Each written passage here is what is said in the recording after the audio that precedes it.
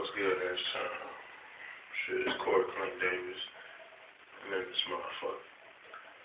I'm just, chilling like a motherfucking villain, laying back, way back. You know what I'm talking about? I just got finished watching my motherfucking favorite movie of all motherfucking times. And if you know me, you know what my favorite movie is. I'm gonna go ahead and say it. Troy's 3, Escort. You know what I'm talking about? I think they should motherfucking make Troy's 4. It should be called Troy's 4. Escort Reloaded. That's what it should be called, motherfucker. Shit, Troy's 4.